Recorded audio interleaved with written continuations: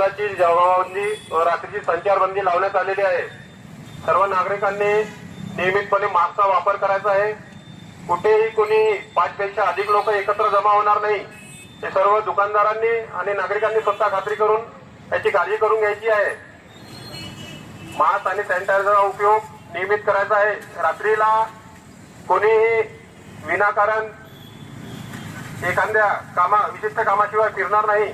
अति महत्वाचे असेल त्याच वेळेस नागरिकांनी बाहेर पडायचं आहे, अन्यथा त्यांच्यावर कारवाई करण्यात येईल। दुकानदारांनी सुद्धा काळजी घ्यायची आहे।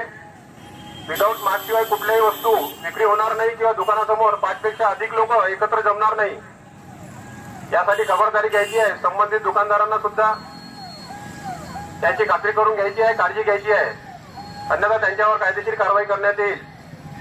विनाकारण कोणीही 5 पेक्षा अधिक लोक एकत्र जमणार नाही याची सुद्धा